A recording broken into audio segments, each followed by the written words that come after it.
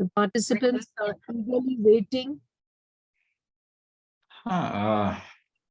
What we'll do ki we'll just ask questions from people, or is there a list of questions? There are no list of questions, so maybe you can just generally tell them about their pains and aches, or maybe we can take one or two questions so that it will be general for all.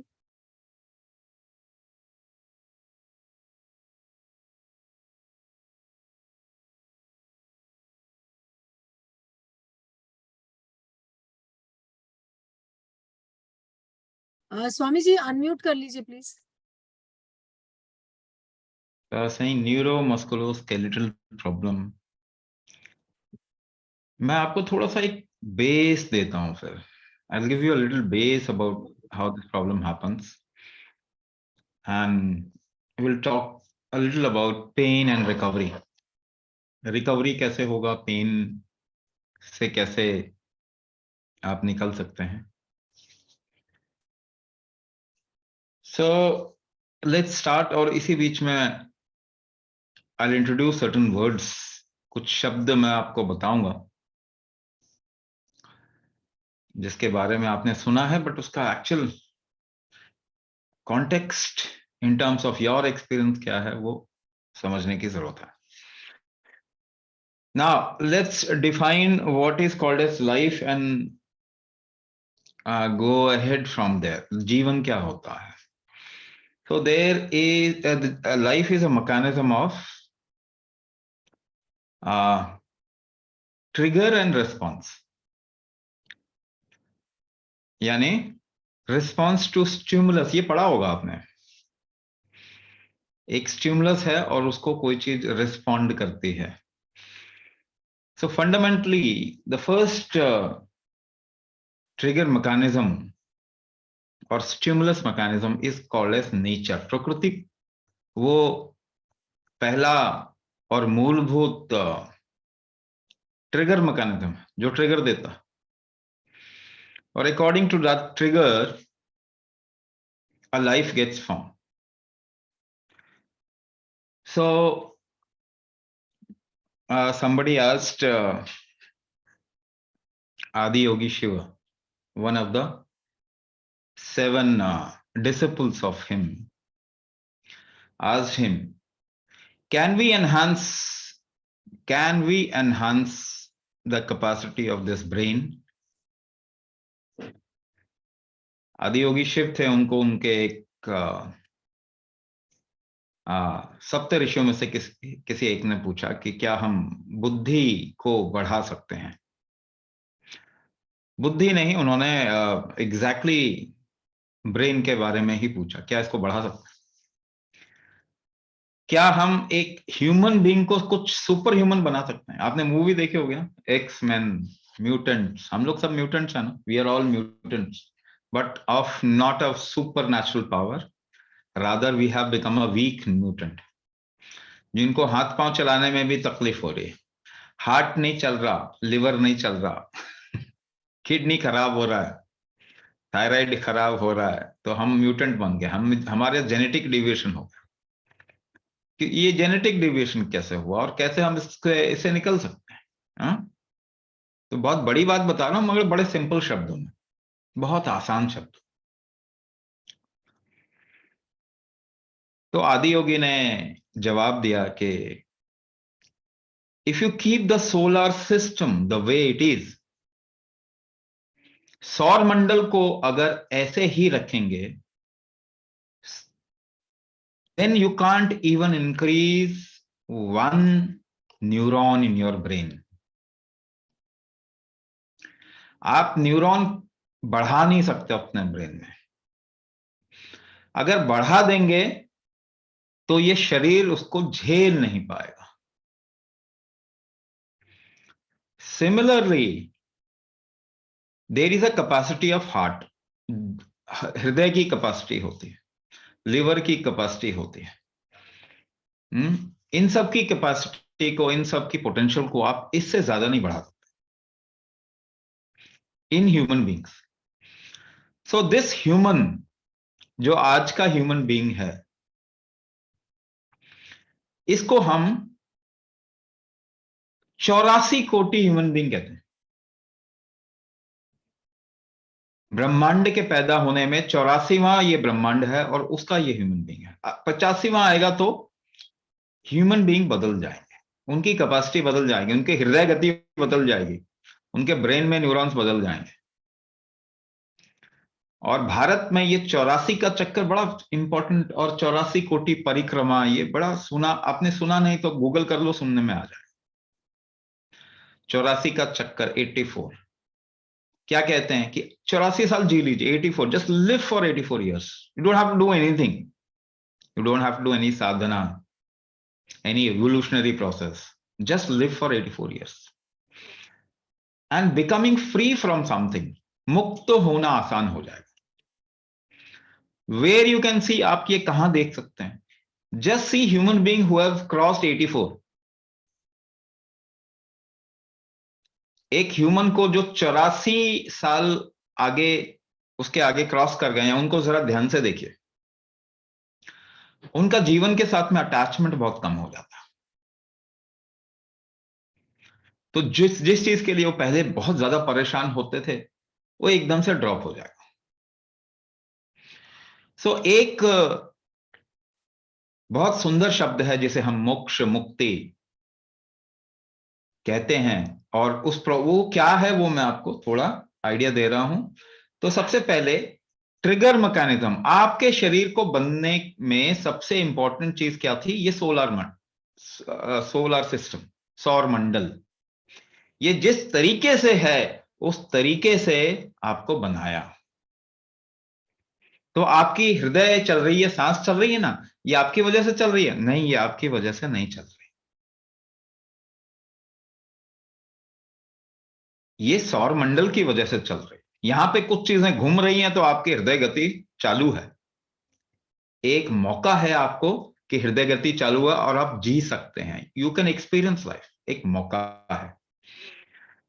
फिर आपके अंदर और क्या क्या चीजें आपके control में है? लिवर फंक्शन कंट्रोल में नहीं जी। ब्लड फ्लो आपकी वजह से हो रहा है? नहीं जी, बिल्कुल नहीं, अपने आप ही हो रहा है। किडनी फंक्शन अपने आप में हो रहा है। डाइजेशन आपको मालूम नहीं, बाहर से भोजन खा लेते हैं, अंदर क्या होता है आपको मालूम नहीं। एक चीज कोई भी आपके कंट्रोल में है आपके शरीर के अंदर? कुछ भी नहीं, एक चीज भी नहीं। न्यूरॉन के फंक्शन? नहीं, बिल्कुल नहीं। प्रॉब्लम देखिए, कुछ भी हम नहीं कर रहे हैं लेकिन गुरूर बहुत ज्यादा होता है। अच्छा, बाहर क्या कर रहे हैं? लेट्स सी अ लिटिल, थोड़ा देखते हैं। हवा चला रहे हैं आप? नहीं। बारिश करवा रहे हैं? You making the rain happen? No. पृथ्वी को घुमा रहे हैं आप? नहीं। सोलर सिस्टम का बैलेंस बना रखा है? नहीं, कुछ भी नहीं कर रहे। You are not doing anything within your body, you are not doing anything outside of your body.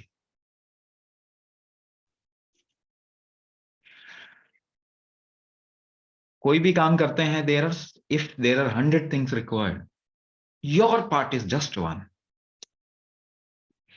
कुछ भी होना है आपके जीवन में, कोई भी काम होना है, उसमें 100 अगर चीजें योगदान दे रही हैं तो आपका योगदान कितना है? 1%। लेकिन हर चीज आपको अपने हिसाब से चाहिए ना, हाँ या ना? हर चीज आपको अपने हिसाब से चाहिए। ये थोड़ा आप ना चीजों को समझ नहीं रहे, इसीलिए ऐसी बातें सोच रहे हैं। तो कृष्ण क्या कहते हैं? कहते हैं कर्मण्येवाधिकारस्ते मा फलेषु कदाचन। मैं उसका क्रक्स आपको समझा रहा हूं। वो कह रहे हैं 1% जो आपके हाथ में है ना, वही आपका अधिकार है। रिजल्ट क्या होगा वो आपका अधिकार नहीं है, क्योंकि 99% तो आपके हाथ में नहीं है।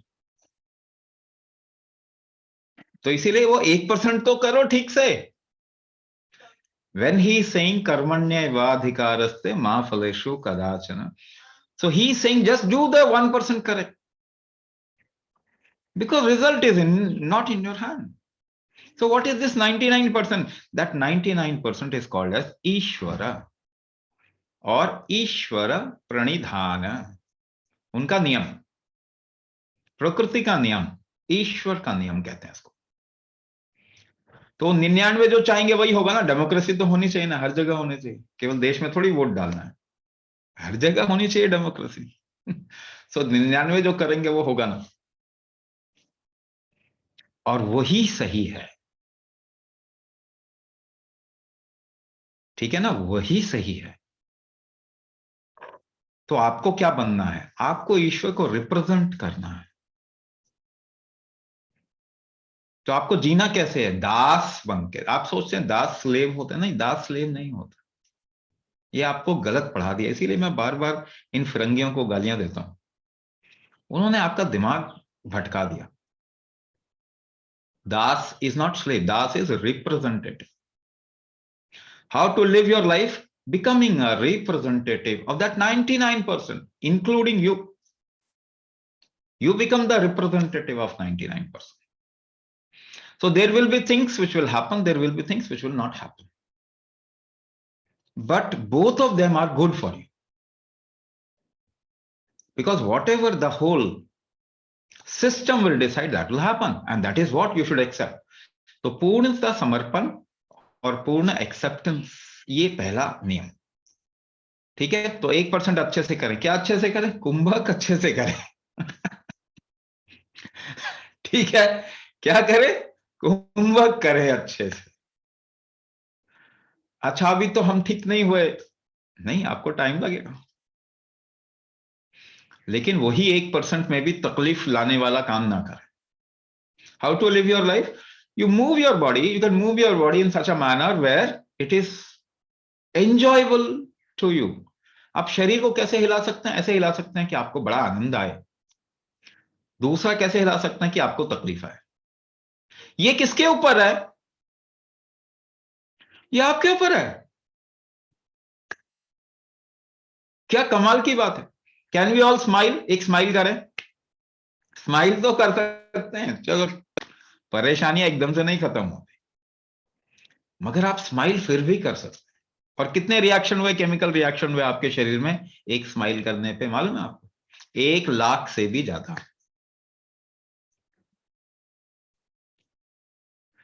और आपने अगर कंडीशन डाल दी कि जब तक मुझे 1 लाख केमिकल रिएक्शन के बारे में पता नहीं हो तब तक मैं स्माइल नहीं करूंगी या करूंगा, फिर कब स्माइल करेंगे जीवन में, बताइए। तो आज आपने वही कंडीशन डाली है कि नहीं अपने ऊपर, कि मेरा शुगर लेवल अगर यहां तक नहीं आया तो हम खुश नहीं हो सकते, मेरा ब्लड प्रेशर यहां नहीं आया तो हम खुश नहीं हो सकते।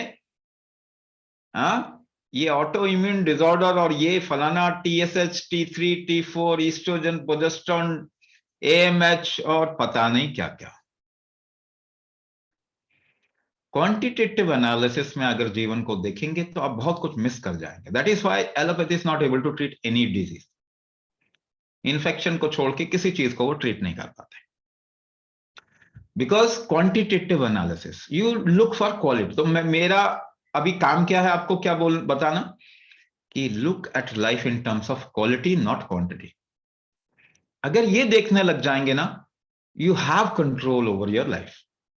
ये 1% जो है ना, ये 99% के ऊपर भारी हो सकता है।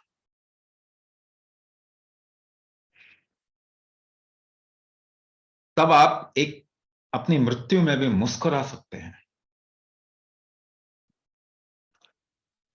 ठीक है।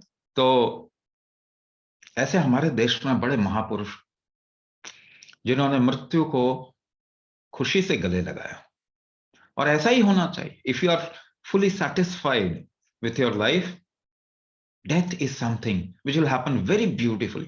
रात को सोते हैं तो नींद आने में डर लगता है, क्या नींद आ जाएगी मुझे? नींद नहीं आएगी तब प्रॉब्लम होती है ना। If you can't sleep, that is problem.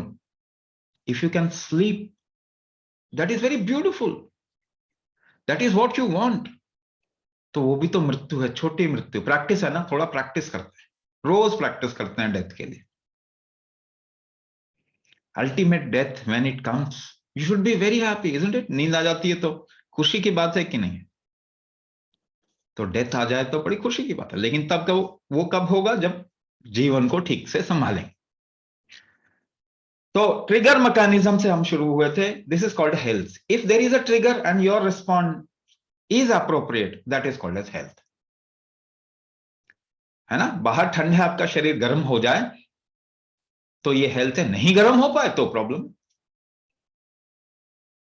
तो बाहर का trigger, there is a trigger from outside, प्रकृति का एक नियम, उसके हिसाब से अगर आपका शरीर रिस्पॉन्ड करता है, चलता है, तो इसे हम हेल्थ कहते हैं। ठीक है? अगर एक उत्सव है और आप हंस नहीं सकते, हंस नहीं पा रहे, तो आप हेल्दी नहीं है कि नहीं? तो सबसे बहुत जरूरी चीज है कि चीजों में इन्वॉल्व होना। आप अपने को बचाने की कोशिश ना करें। सेव करके कहां जाने वाले हैं? खर्च कीजिए, क्योंकि कल किसी को नहीं मालूम। नहीं नहीं, मेरी प्रॉब्लम पूरी सॉल्व होगी तब हम जीना शुरू करेंगे, ऐसा कभी नहीं होने वाला।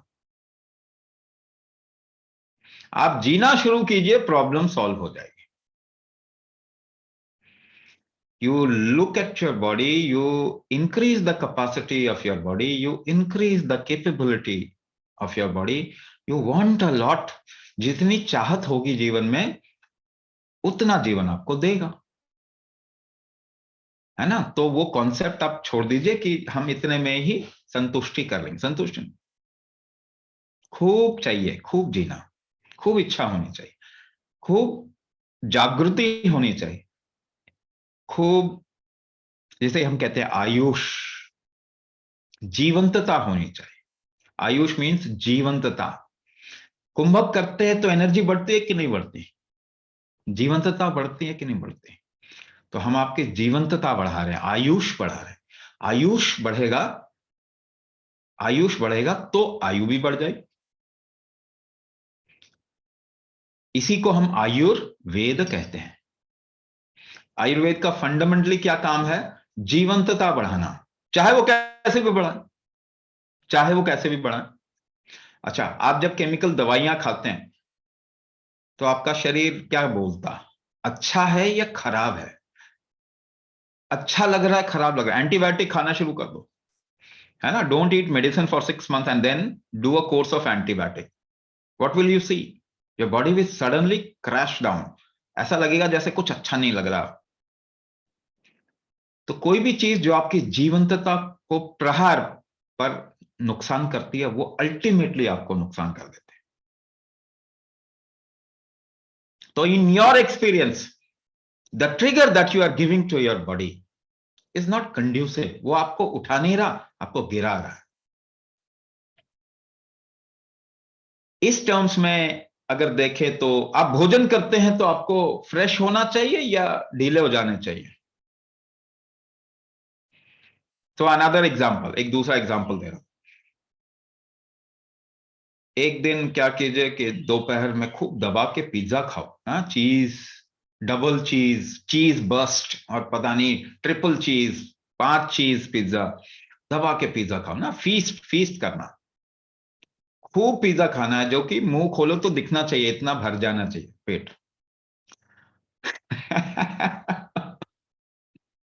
How will you feel just immediately after that? कैसा फील होगा? ऐसा लगेगा जैसे क्रैश कर गए, जैसे लाइक भारी हो गया, कि बस अब तो पड़ जाओ, अब तो सो जाओ। अगले दिन एक काम करें, केवल फलाहार रह जाए, केवल फल खा रहे हैं। कोशिश भी करेंगे तो भी नहीं सो पाएंगे। अरे नींद ही नहीं आ रही, अरे वो हेवीनेस तो आया ही नहीं ना, वो भारीपना तो आया ही नहीं, नींद ही नहीं आ रही। इसको आप अच्छा मानते हैं, बुरा मानते हैं? ये एक्चुअली बड़ी अच्छी चीज है, आपको नींद नहीं आ रही, जीवंत ज्यादा है रहे आप, आपकी जीवंतता बची रही। तो एक बात कही जाती है कि heavy food actually takes your prana, आपकी लाइफ को कम कर देता है। तो इस तरीके से फूड को एडजस्ट करें, जीवंतता बढ़नी चाहिए। कि आप रिस्पॉन्ड कर सकें ट्रिगर को। आजकल बच्चे देखिए, उनको कुछ बोलेंगे तो बड़ा दिक्कत होती है उनको। हाँ, वो ऐसे पड़े रहेंगे पेट के बल पीठ के बल जैसे भी, और फोन देख रहे होते हैं और टाइम पास कर रहे होते हैं, वो पता नहीं अपने अपने इंटरेस्टिंग चीजें देख रहे होते हैं। आप उनको बोलो कुछ करने के लिए तो उनको बड़ी तकलीफ होती है ना। अभी देखो, अभी ये हालत गांवों में भी है, मगर अगर कोई गांव जहां पे डेवलपमेंट कम है वहां जाए ना, तो आप जाएंगे तो सबसे पहले बच्चे आसपास में कूदेंगे आके। उनको बोलिए कोई काम, वो कूदते कूदते करेंगे, दौड़ दौड़ के काम करेंगे, आपकी बात मानेंगे। शहरों में बच्चे कुछ काम करने के लिए बोले तो उनको उनको बड़ी तकलीफ हो जाती। तो क्या जीवंतता कम कर दिया। आप एक ट्रिगर क्रिएट कर रहे हैं, वो रिस्पॉन्ड नहीं करना चाहते, they don't want to respond, they don't want to involve themselves into life. हमारे साथ भी ऐसा ही है। एक ऐसा टाइम था जब हमारे घर में मेहमान आते तो हम बड़े खुश हो जाते थे। आज मेहमान आते हैं तो दुखी हो जाते हैं, खुश होने का नाटक करते हैं। बोझ आगे ना, बड़ा काम करना पड़ेगा, घर की औरतें क्या कर, अरे इतने बर्तन धोने पड़ेंगे, खाना बनाना पड़ेगा, और पता नहीं क्या क्या करना पड़ेगा, है ना। आ तो गए, मिलना मिलना चलो मान लिया, एक बार को अच्छा भी लगता है, मगर तो हम सेवा करने में कतरा रहे हैं। जो जिस काम से एक्सपीरियंस होता है हम वो एक्सपीरियंस नहीं लेना चाहते। Actually experience happens with action, yes और नो। बिना एक्शन के कोई एक्सपीरियंस होगा आपको?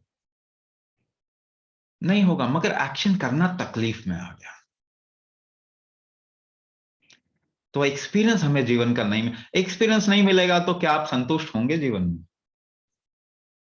नहीं होंगे। तो दो पक्ष बता रहा हूं, प्रकृति, the surrounding nature, and we have cut ourselves off from nature. प्रकृति से हम तो काट लिया ना, नाता तोड़ दिया हमने,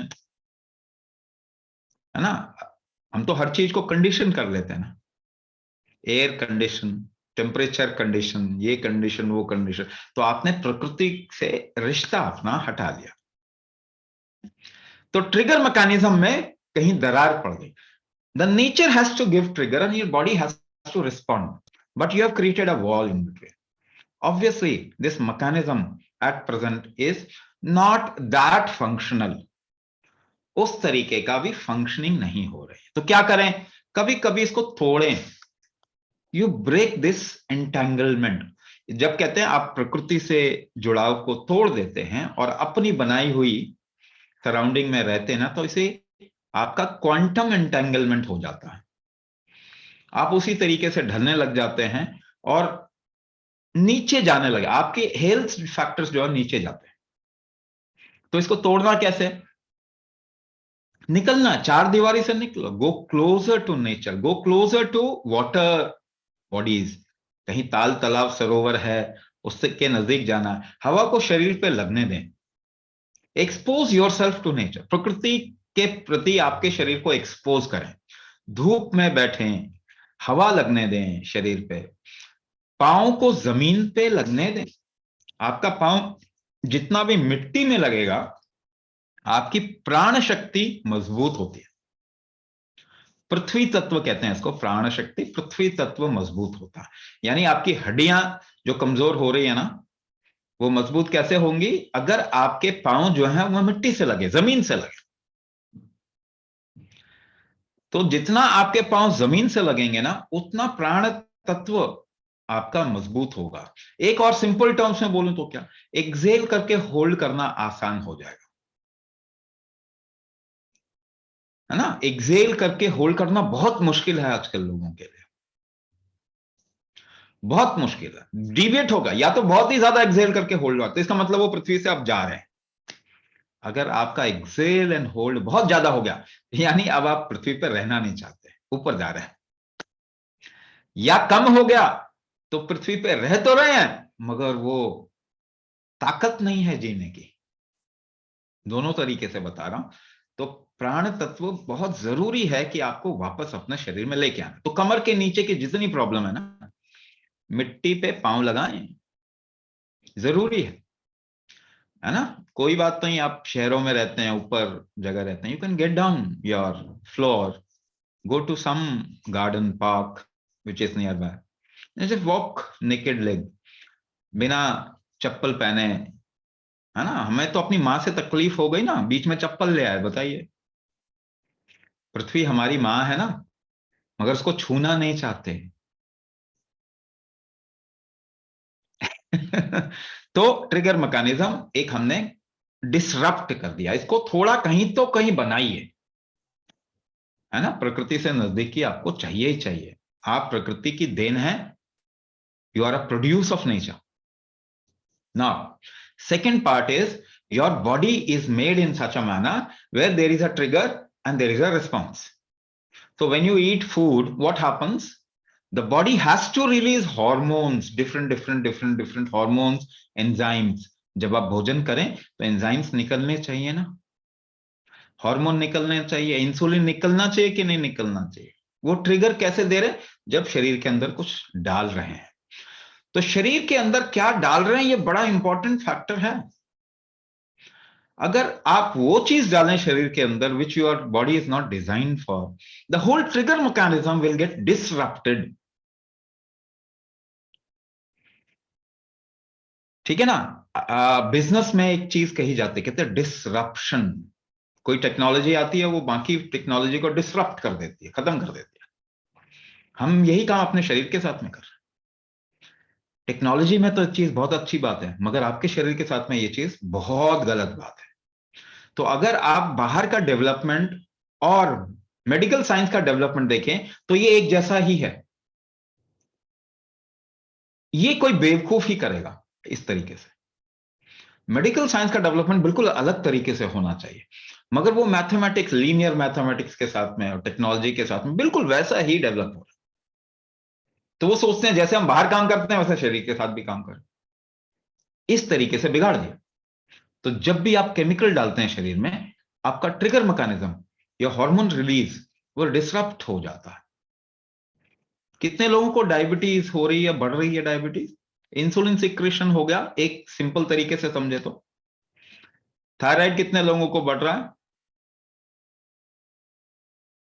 थायरेक्सिन का सिक्रेशन हो गया वो। अच्छा, इनफर्टिलिटी कितने लोगों को बढ़ रही है? महिलाएं यहाँ पे वो जानती हैं। आपको याद है आपकी दादी नानी कितने बच्चे थे, उनका एक जनरेशन पहले कितने बच्चे थे? आज एक में भी तकलीफ हो रही है ना। आईवीएफ कर रहे हैं, वो भी फेल हो रहा है। हम तो प्रोग्राम रन करते हैं गर्भाधान, तो लोग आते हैं 5 आईयूआई, 3 आईवीएफ, ये प्रॉब्लम अभी तक नहीं हुआ और नेचुरली कंसीव हो जाता।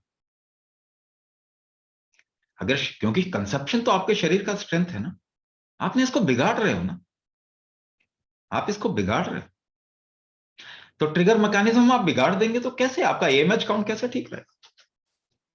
ईस्ट्रोजन, प्रोजेस्टेरॉन, टेस्टोस्टेरोन हार्मोन कैसे? स्पर्म काउंट लोगों के कम हो रहे, लोगों को इच्छा ही नहीं हो रही है इंटीमेसी में। ये बहुत कॉमन चीज है। जान नहीं बची, इतना भारी भारी काम कैसे करेंगे? शरीर में जान ही है, जीने लायक जान नहीं। तो ये डिसरप्शन कैसे कर रहे हैं? When you are eating any chemical medicine, any chemical medicine, I'm not talking about a particular medicine, any, when a kid is born, and आज तो हमने देख लिया ना। मेरी चाय पड़ी है, पी लूं थोड़ा सा?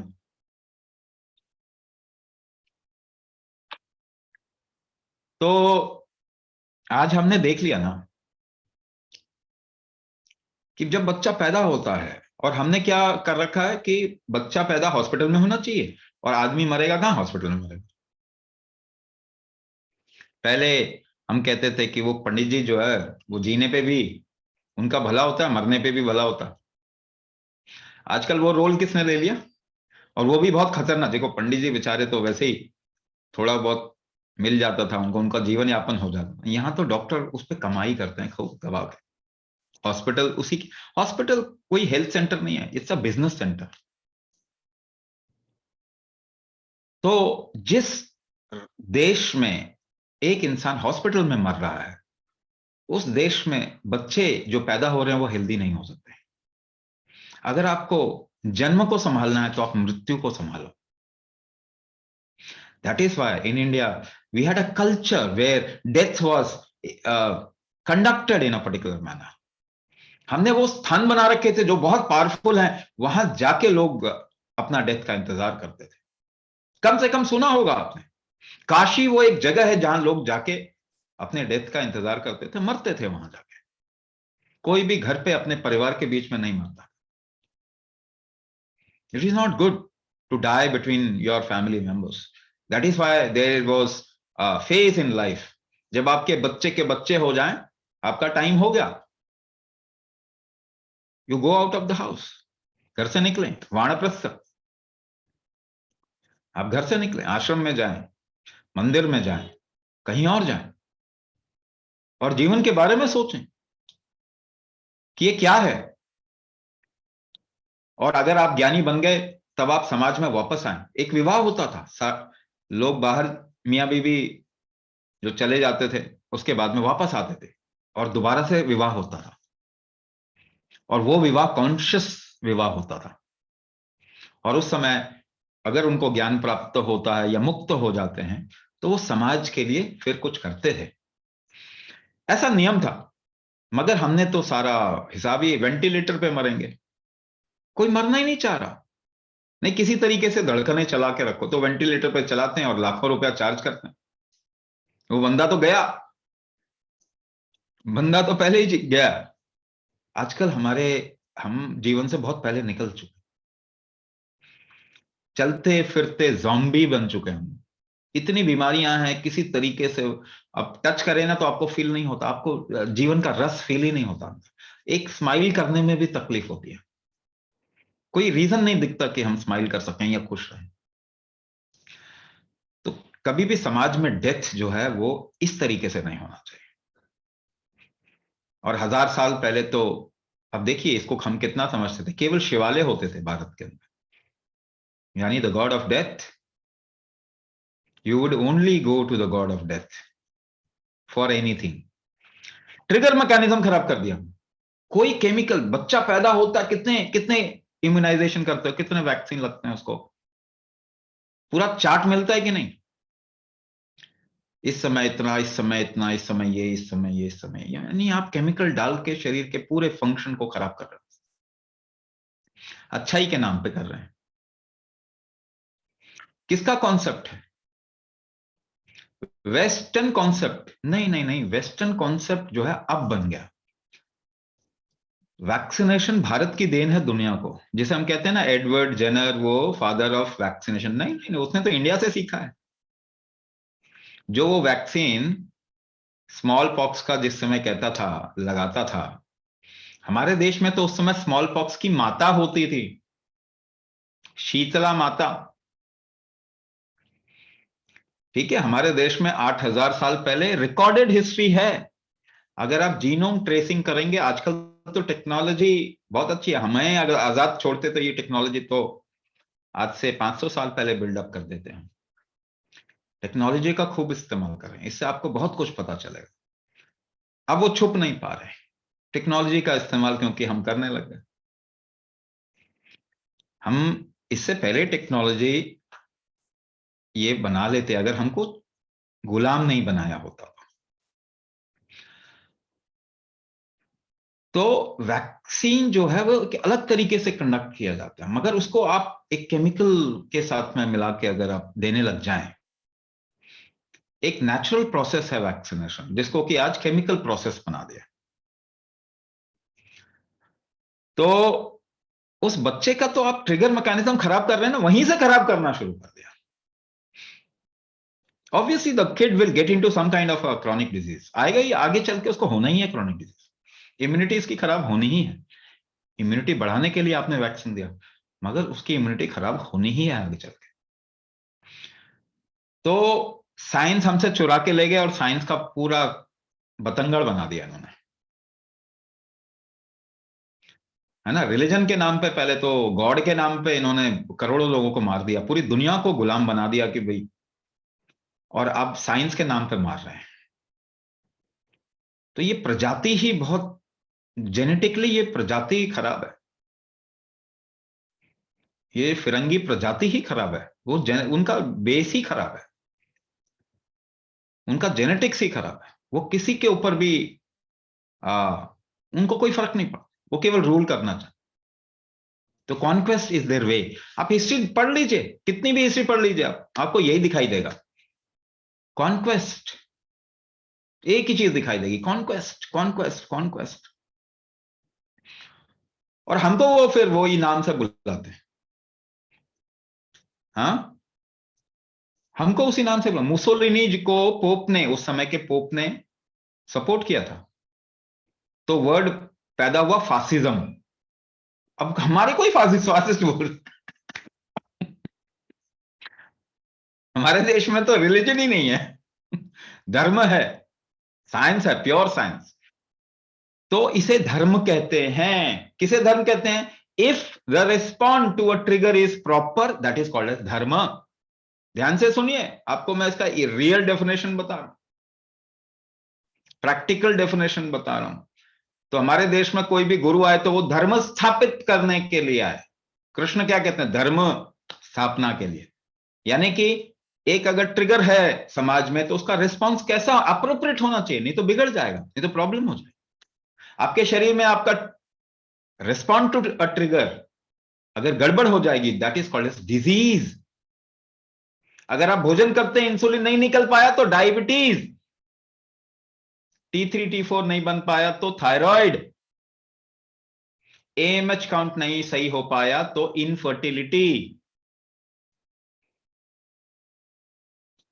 ये धर्म के विरुद्ध डिजीज हो गया। तो धर्म स्थापित करना है तो आपको रिस्पॉन्स सही होना चाहिए। तो जीवन में भी किसी भी चीज के प्रति बिल्कुल नाखुश भाव लेके ना चले। हर चीज में आपको इन्वॉल्व होना है। नहीं नहीं नहीं नहीं, कोई भी गवर्नमेंट बने हमें क्या फायदा, नहीं नहीं नहीं, नहीं। आपको इन्वॉल्व होना है, यही धर्म है। आप जो कर सकते हैं अपना योगदान करें, यही धर्म है। अगर आपके माता पिता तकलीफ में हैं तो उनकी लिए कुछ करना, यही धर्म है। रेस्पॉन्स टू अ ट्रिगर, आपके बच्चे परेशान हैं तो उनके लिए कुछ करना, यही धर्म है। नहीं हम क्या करें, वो तो डॉक्टर के पास जाओ, डॉक्टर के पास जाओ। अगर आपको तकलीफ, कल को क्रैश आ जाएगा, डॉक्टर लेगा जिम्मेदारी? कोई भी नहीं लेगा, आपकी सरकार नहीं लेगी, WHO नहीं लेगा, अमेरिका नहीं लेगा जिसकी दवाइयां खाते हो, उसी को कट जाता है सारा का सारा। हथियार बनाता है, चौधरी बना करता है पूरी दुनिया पे। ये बेवकूफ प्रजातियां हैं, आपको आंखें खोलनी पड़ेंगे। यू आर इंडियन, यू आप भारतीय हैं, आप जिम्मेदार लोग हैं। तो इसे धर्म कहते हैं। Response to a stimulus, stimulus हो तो रिस्पॉन्स होना चाहिए, नहीं तो वो मृत है। सही रिस्पॉन्स होना चाहिए, यही हेल्थ है। गलत रिस्पॉन्स होगा तो डिजीज। तो appropriate response to a stimulus is called as dharma. आप केमिकल डाल के वो खत्म कर रहे हैं, अधर्म कर रहे हैं कि नहीं? आप जिम्मेदारी किसी के और के ऊपर डाल के अधर्म कर रहे हैं। सो धर्म, when the response is mutually beneficial, it is called as अर्थ। ठीक है? जब रेस्पॉन्स म्यूचुअली बेनिफिशियल होता है दोनों के लिए, दोनों तरफ से, जहां से ट्रिगर आया उसके लिए, यानी आप जब ट्रांजैक्शन करते हैं प्रकृति के साथ में तो नुकसान नहीं करना चाहिए प्रकृति का, दोनों म्यूचुअली बेनिफिशियल होना चाहिए, तभी वो अर्थ है, तभी मीनिंग बनता है दोनों के बीच में।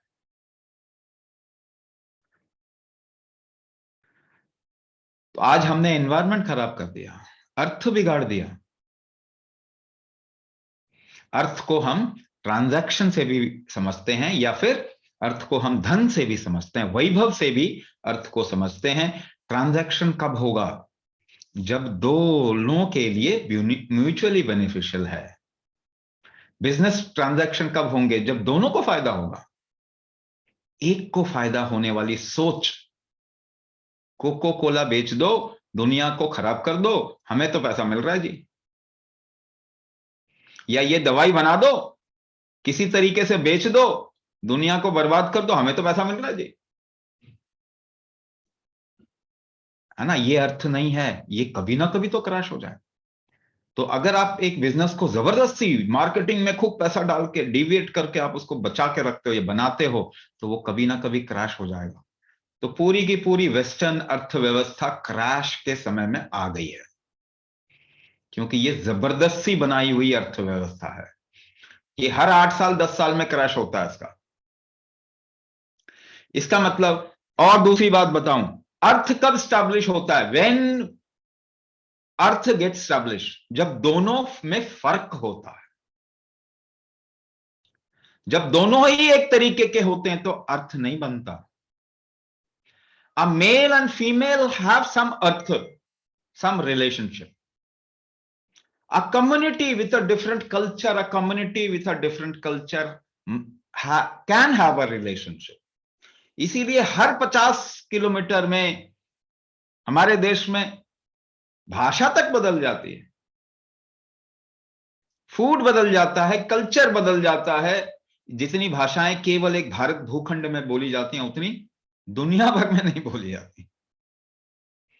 विविधता की बात हम जब करते हैं ना, ये केवल भारतीयों का ही कॉन्सेप्ट है, दुनिया में और कहीं नहीं है। अजी हमारे तो घर में इस तरीके से होता है, आपके घर में विवाह होगा मगर क्या कहेंगे, हमारे यहां ये फॉलो किया जाता है, आपके यहां ये फॉलो किया जाता है, फिर भी साथ रहते हैं। 5 मेंबर हैं एक ही घर में, एक हनुमान भक्त है, एक माता रानी को मानता,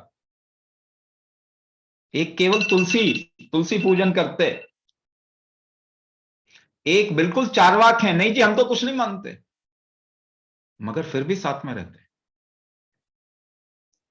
हमें प्रॉब्लम नहीं है, क्योंकि हम एक होना ही नहीं चाहते। क्योंकि एक नहीं होंगे तभी दोनों के बीच में अर्थ बनेगा। एक ही हो जाए, सपोज करो मियां बीवी के बीच में प्रॉब्लम क्यों होती है? क्योंकि वो साथ रह के एक जैसे ही होने लग जाते हैं। बाकी तो छोड़ो, अरे बाबा आपको उत्तेजना अपने शरीर से तो मिलती नहीं है ना, अपने जैसा ही बना लेंगे तो उत्तेजना ही नहीं होगी। इसीलिए दोनों में डिफरेंस, गैप रखा जाता था, दोनों को मिलने नहीं देते थे।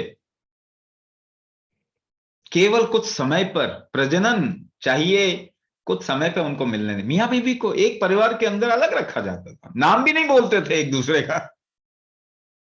See the science of it. मैं आपको बता रहा हूं, साइंस समझो। जो आप साइंस के टैग के नाम पे जो साइंस है वो साइंस नहीं है, आपको साइंस बता रहा हूं। तभी बहुत समय तक एक दूसरे के शरीर के लिए उत्तेजना, चाहत नहीं खत्म होती थी, क्योंकि दोनों को अलग रखा जाता था, दोनों का डिफरेंस जो है वो बरकरार रखा जाता था। लव मैरिज में बहुत ज्यादा चिपटा चिपटी करने के बाद में एक जैसा ही शरीर लगने लगे तो थोड़े दिनों बाद खत्म, क्रैश। साइंस समझो। तो अगर एक ही किताब, एक ही परंपरा आपको लगा दिया जाए तो आप आपस में ही लड़ने लग जाओगे, अर्थ खत्म हो जाएगा। तो मुझे बताइए, एक किताब मानने वाले कहां सुखी हैं? आपस में ही लड़ते रहते हैं, वो अपने ही इतने डिफरेंसेस क्रिएट कर दिए। रिलीजन जो है सबसे बड़ा लड़ाका है, वो आपको चैन से नहीं, आप लड़ेंगे एक दूसरे, क्योंकि आप एक जैसे ही होंगे, प्रकृति के विरुद्ध है, अर्थ खत्म हो जाएगा। तो आप बिजनेस भी नहीं कर पाएंगे। बिजनेस भी तभी होता है, या कि जिसे हम कहते हैं ट्रांजैक्शन भी, मतलब भी तभी रहता है जब दो डिफरेंसेस होते हैं। इसीलिए हमारे देश में डिफरेंसेस बढ़ाने के लिए काम किया। हमने कहा कि डिफरेंसेस खूब बढ़ाओ, कपड़े अलग पहनो, पगड़ी अलग बांधो, जूते अलग पहनो, भोजन अलग करो, तभी एक दूसरे के बीच में खूब रिलेशनशिप रहेगा, खूब सुंदर संबंध बनेगा, अर्थ बहुत बनेगा और अर्थव्यवस्था बहुत सुदृढ़ हो जाएगी, जिसको कोई फेल नहीं कर सकता। That is why for more than 8,000 years we ruled the economy of the world. 30% जब अंग्रेज आए थे, उससे पहले तो मुगलों ने खराब किया अर्थव्यवस्था, मगर उन्होंने यूज भी किया इसको। मगर अंग्रेज तो आए तो उन्होंने तो वही 30% से 1% पे छोड़ के गए, फ्रेजाइल 5 में छोड़ के गए हमको।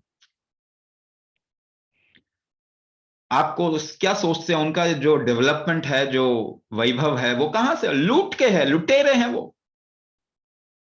हम हमारा पैसे पे वो आज मौज कर रहे हैं, हमारे पैसे पे मौज कर रहे हैं। लेकिन भाई चुराई हुई चीज कब तक हजम होती है? हमारे यहां तो देश में कहा जाता है ना, चोरी किया हुआ माल ना बहुत समय तक नहीं चलता है, तो होता है ना। देख लो, अब चोरी किया हुआ माल बहुत समय तक नहीं चल रहा, आगे 10 साल में पूरा वेस्ट क्रैश कर जाएगा। जो अमेरिका बहादुर जबरदस्ती का ये चौधरी बना करता है दुनिया में, इसका टाइम आ गया। अब धीरे धीरे ये डॉलर की जोर पे जो इसने किया है वो सब खत्म हो रहा है। धीरे धीरे डॉलर की वैल्यू खत्म हो जाएगी, अगले 10 साल में आप देखेंगे खत्म, और सोने की वैल्यू वापस आ जाएगी, स्वर्ण की वैल्यू वापस आ जाएगी। ये हमारी देन है दुनिया को, सोना, क्योंकि वही लक्ष्मी है। सोने में, हमारे शरीर में भी जितना सोना होगा उतना हेल्थ होगा। इसीलिए इससे हमने एक बिल्कुल नई तरीके की ट्रीटमेंट बनाई थी, जिसे हम कहते थे रस शास्त्र और रस वैद्य, जिसमें हम भस्मों का इस्तेमाल, मेटलिक भस्म का इस्तेमाल करते हैं। एलोपैथी ने उसको मेटल कह के बर्बाद कर दिया।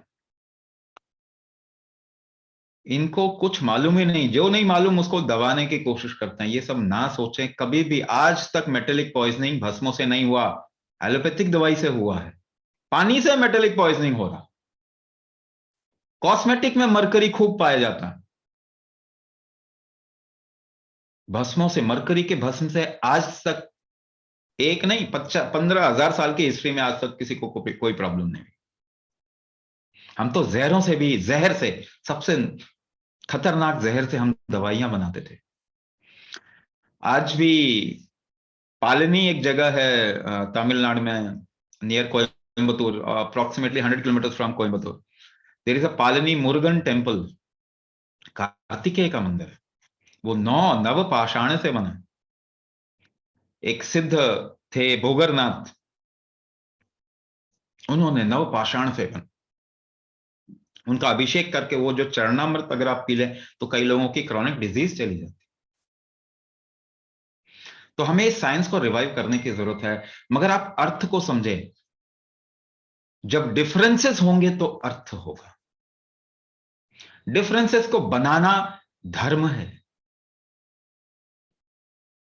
तभी अर्थ होगा। अप्रोप्रिएट रिएक्शन होना चाहिए ना। तो डिफरेंसेस बनाना धर्म है, और एक दूसरे के साथ में ट्रांजैक्शन करना अर्थ है।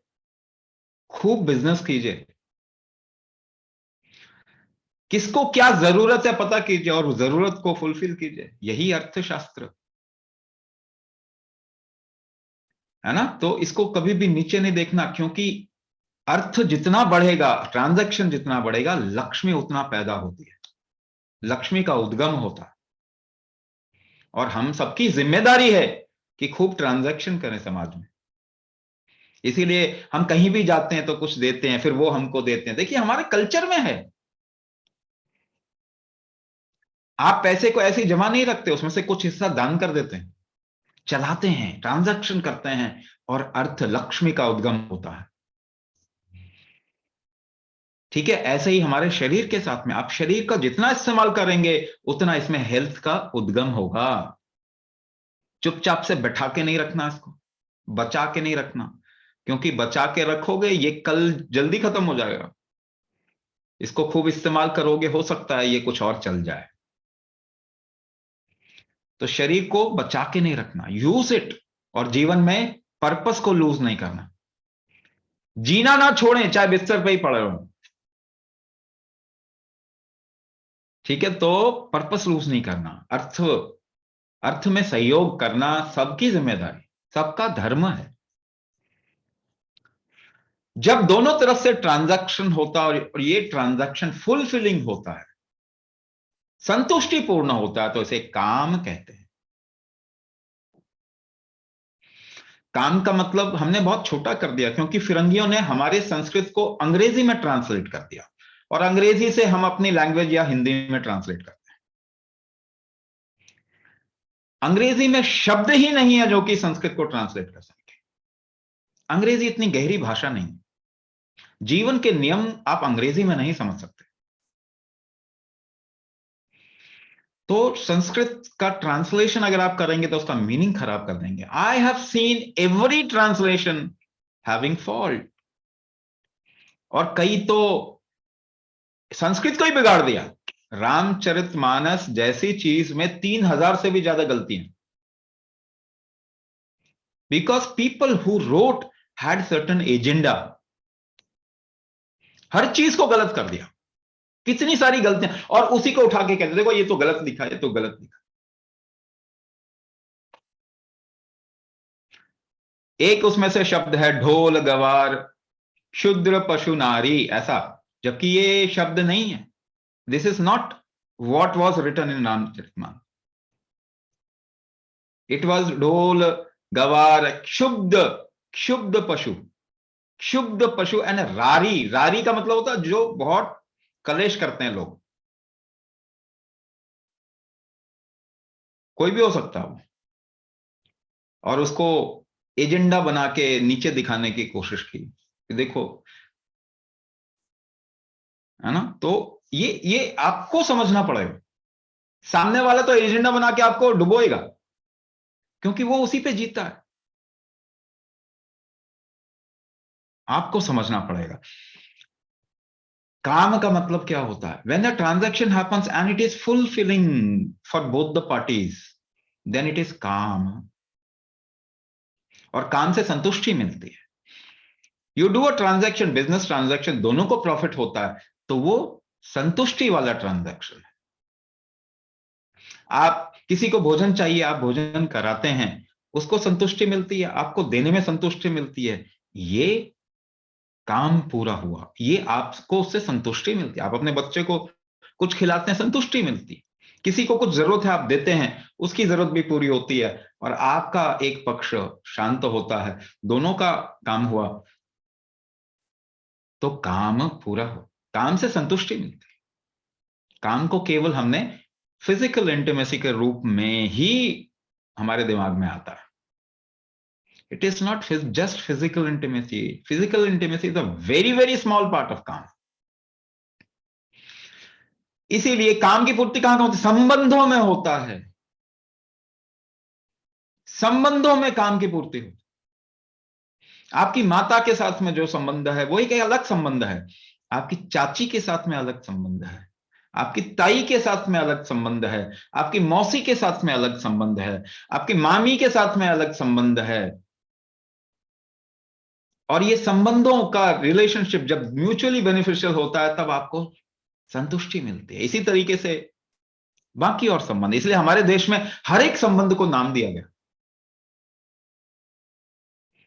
क्योंकि तभी काम की पूर्ति होगी, तभी आप जीवन में संतुष्ट होंगे। So when this response to trigger is mutually beneficial, it is called as karma.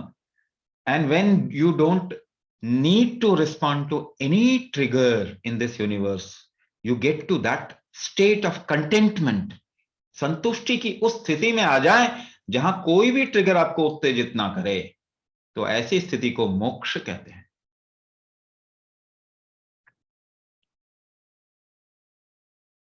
आपके लिए अब कुछ भी ऐसा नहीं है जिसके लिए आपको कुछ करना है। आप जानबूझ के कॉन्शियसली कुछ कर सकते हैं, वो एक अलग बात है, मगर एक वो पदवी जहां मुक्त हो गया इंसान, उसके लिए कोई ट्रिगर नहीं। वो चाहे तो बैठे, उसको जरूरत नहीं है किसी चीज के लिए रिस्पॉन्ड करने की, वो जरूरत खत्म हो गई। यही 84 साल के बाद में प्राकृतिक रूप से होता है। किसी चीज के प्रति जो अंदर से ट्रिगर उत्तेजना होती थी, वो एकदम से क्रैश हो जाती है, सारे कलेश खत्म। ये मुक्ति यह मोक्ष एक नेचुरल प्रोसेस है जो आपको भी चाहिए। भोग करने के बाद में आपको रिलैक्सेशन चाहिए होता है। काम करने के बाद में दिन में आपको रात में सोना पड़ चाहिए होता है।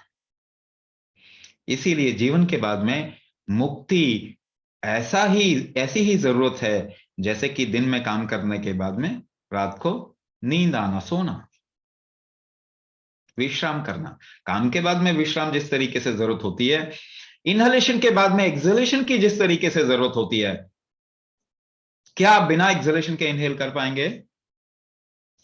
नहीं कर पाएंगे। तो मृत्यु के बगैर जीवन नहीं हो सकता। और मोक्ष मोक्ष एक ऐसी उत्पत्ति है, एक्शन, कर्म की उत्पत्ति, कर्म का विपरीत अगर हम कहें तो मोक्ष है ना। कर्म के बाद मोक्ष की जरूरत होती ही है, जैसे कि इनहेलेशन के बाद एक्सहेलेशन की जरूरत होती है। It's a natural process. ये नियम है, जीवन का नियम है। सो धर्म, अर्थ, काम, मोक्ष रिस्पॉन्स टू स्टिमुलस के टर्म्स में मैंने आपको समझाया। मगर आपके शरीर के अंदर यही चीज हो रही है, इसको भी समझिए। धर्म, अर्थ, काम, मोक्ष। भोजन के बाद भोजन नहीं होता, भोजन के बाद एक गैप चाहिए। वो गैप प्रॉपर चाहिए, तभी अगले भोजन की जरूरत शरीर में होगी। और जब शरीर में भोजन की जरूरत नहीं हो और आप भोजन दें तो आप मेंटली गड़बड़ हैं। केवल इस वजह से कि ये मुझे मिल रहा है इस समय तो खा लें, आगे मिलेगा कि नहीं मिलेगा, तो आप मेंटली फॉरवर्ड हैं। तो हेल्थ का सबसे पहला और एकमात्र नियम जो योग कलाचार में बताया गया वो मालूम है क्या है? वो ये है कि अगर आप खूब भूख लगने पे भोजन करें तो आप कभी बीमार नहीं।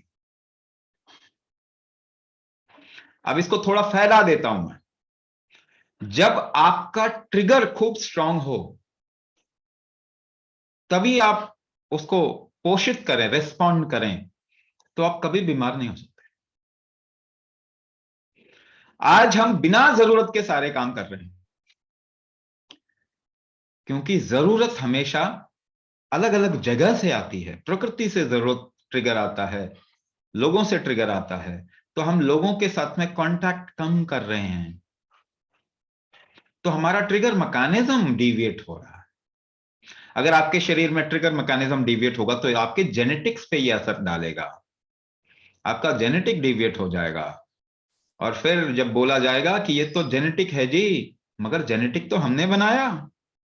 100 साल पहले किसको डायबिटीज थी? हम तो उन्हीं के बच्चे हैं कि कहीं मार्स से टपके में दूसरे ग्रह से आए हैं। हाँ,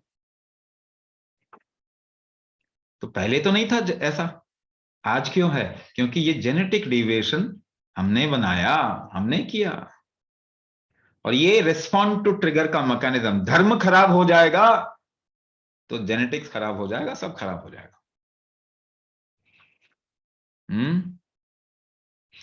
तो यदा यदा ही धर्मस्य ग्लानिर्भवति भारत, इसका मीनिंग समझिए। और इसमें कृष्ण अपने आप को मैं नहीं बोल रहे, आपका मैं बोल रहे हैं।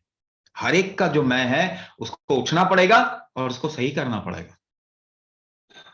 आपके शरीर का जब डिविएशन हो जाएगा, जब धर्म का नाश होगा, ट्रिगर मैकेनिज्म खराब होगा, तो आपको उस पर काम करना पड़ेगा, आपको उठना पड़ेगा। ये सो दवाई से मेरा काम हो जाए, ठीक हो जाए, ये बहुत गलत तरीका है। This is not treatment. इसको हम ट्रीटमेंट मेथोडोलॉजी नहीं बोल सकते, ये क्रिमिनल मेथोडोलॉजी है। तो आप तो शरीर में हर चीज को रोक रहे हैं ना। फीवर आता है, कोरोना को मारने के लिए शरीर गर्म होता है। 5 डिग्री आपके शरीर में टेम्परेचर बढ़ जाए तो कोई भी कोरोना, कोई भी वायरस मर जाएगा। मगर आप उस टेम्परेचर को बढ़ने नहीं देते, आप गोली खा लेंगे, डोलो, पैरासिटामोल, क्रोसिन ऐसे खा लेंगे। इसे आप ट्रीटमेंट बोल रहे हैं? जब शरीर अपनी सफाई करेगा, दस्त करा के, उल्टी करा के, तो करने नहीं देंगे, उसको बंद कर देंगे आप। इसको आप ट्रीटमेंट बोलते हैं? जब पेन आएगा शरीर में तो पेन को ही खत्म कर देंगे, क्यों आ रहा है उसको ठीक नहीं करने की कोशिश करेंगे, इसको आप ट्रीटमेंट बोलते हैं। कोई भी चीज, ब्लड प्रेशर शरीर बढ़ा के अंदर अंदरूनी फ्लो बढ़ाएगा ताकि चीजें जा सके एक जगह से दूसरी जगह, आप उसको कम कर देंगे, इसे आप ट्रीटमेंट बोलते हैं। कैसे भी कम कर देंगे शरीर में से पानी की मात्रा, डायूरेटिक या फिर angiotensin converting enzyme inhibitor, ACE inhibitor कहते हैं, ब्लड प्रेशर वाले सारे लोग खाते हैं ये। क्या क्या नाम से ब्रांड से आता है, लोसाटन, लोसाकार, टोसा, रिपेस, कोएंस, लोसाटन पोटेशियम एक है, टेलमीसाटन पोटेशियम टेल्मा के नाम से आता है ना।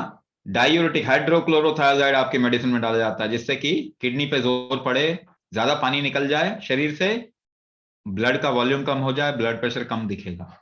ये तो कॉस्मेटिक चीजें हैं। जैसे कि यहां पे कोई दाग लगा हुआ है तो वहां क्रीम लगा लो, एक सफेद रंग का दाग दिखाई नहीं दे, उससे वो ठीक हो गया क्या दाग? अगर आप ब्लड में पानी निकाल के ब्लड प्रेशर कम दिखाते हैं तो क्या आपका ब्लड प्रेशर बढ़ा के जो शरीर कर रहा है उसको आपने चोट नहीं पहुंचाया? जो असली कमी है उसको तो आप जानते भी नहीं कि क्यों होता है। कौन जानता है ब्लड प्रेशर क्या होता है? आप शायद जानते हैं, आपके डॉक्टर नहीं जानते।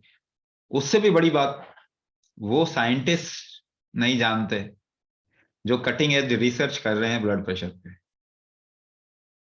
कितने लोगों को मालूम है कि हार्ट ब्लड को पंप करता है? सबको मालूम है? सबको मालूम है? देखा ना, हार्ट ब्लड को पंप करता ही नहीं है, लेकिन आपको क्या मालूम करवा दिया गया?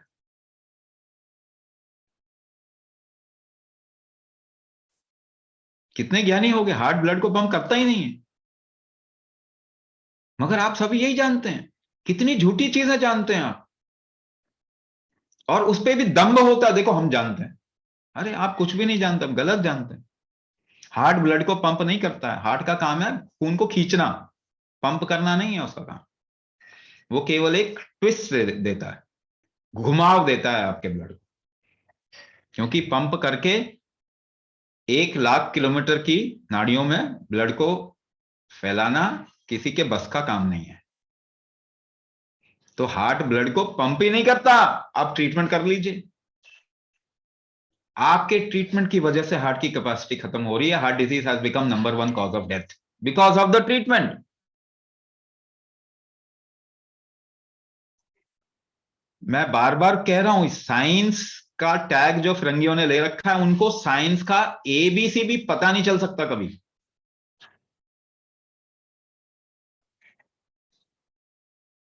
There is anything but science in medical science. Medical science का जो साइंस वर्ड है उसमें कुछ भी हो सकता है साइंस के अलावा, साइंस कुछ भी नहीं है उसके अंदर।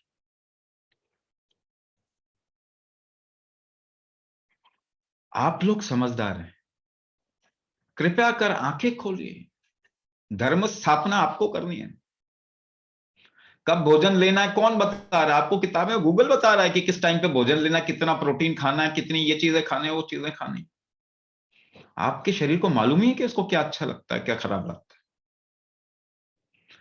प्रकृति आपको सही मौसम में सही चीजें देती ही है, मगर आप उसके अलावा बाकी चीजों में पड़ गए। दर्द कब होगा? जब आप अंदर से स्टेबल नहीं होंगे तो पेन होगा। बॉडी का अलाइनमेंट बिगड़ेगा तो पेन होगा। टेम्परेचर का वेरिएशन बढ़ेगा तो पेन होगा। धर्म जैसे ही हिलेगा तो पेन होगा। यही धर्म है, रिस्पॉन्स टू अ स्टिमुलस। अगर वो रिस्पॉन्ड गड़बड़ है, अगर आपका शरीर हीट ज्यादा क्रिएट कर रहा है तो इन्फ्लेमेशन होगा, दर्द होगा। अगर आपने अपने शरीर को बैलेंस नहीं किया हुआ तो एक तरफ नस खिंचेगी और दर्द होगा, स्लिप डिस्क हो जाएगा, एक शोल्डर में पेन होगा, एक घुटने में पेन शुरू हो जाएगा, शरीर के एक हिस्से में पेन होगा, कहीं नस दब जाएगी रीढ़ की हड्डी में, उस नस से जो भी रिलेटेड चीजें हैं वो सारे पेन करेंगी, नस का रीजनरेशन नहीं हो पाएगा, तो फिर कपने लगेंगे हाथ पांव, कंट्रोल नहीं आएगा, तब प्रॉब्लम आएगी। तो 3 चीजें जैसे हम करवाते ही हैं, नाभि कौड़ी नले का बैलेंस बनाइए, किसी भी चीज को स्थिर होके कीजिए। अच्छा, एक सिंपल सी बात बताऊं, कोई भी चीज अगर आप स्टेबल होके नहीं करेंगे तो आपके शरीर के अंदर डिविएशन, कोई भी डिजीज बढ़ जाएगा। तो हमारे देश में हमेशा भोजन जो है ना स्थिर होके करते थे, चाहे बनाना हो चाहे भोजन करना हो। तो कितनी औरतें यहां पे हैं जो बैठ के भोजन बनाती हैं।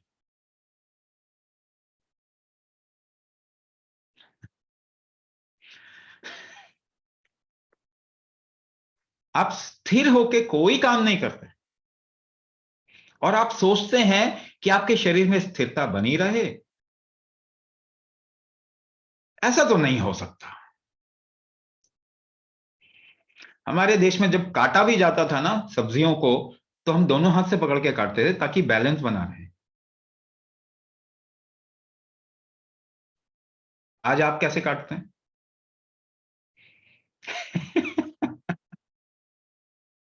If you just look at what you are doing, तब आपको समझ में आएगा ओ ये क्या कर रहे हैं हम। आपको मालूम है आपको स्केलेटल कंफर्ट कब मिलता है, थकान कब होगी? जब आपकी रीढ़ की हड्डियों को सपोर्ट मिलेगा। किसी भी सॉफ्ट चीज पे बैठ जाइए, आपकी रीढ़ की हड्डी का सपोर्ट चला जाएगा, मसल को थोड़ा सपोर्ट मिल जाएगा। तो हमारे देश में क्या बनाया गया?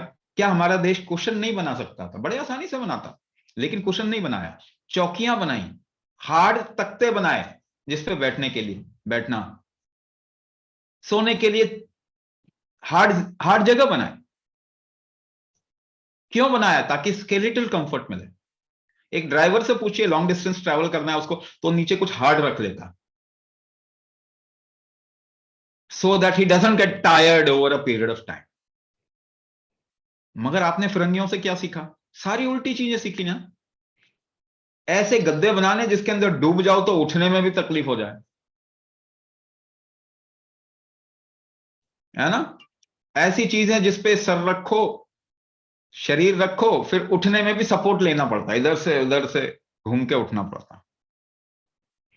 ये तो गड़बड़ कर दिया। स्केलेटल कंफर्ट कैसे मिलेगा? फिर स्केलेटल स्ट्रक्चर का बैलेंस कैसे बनेगा?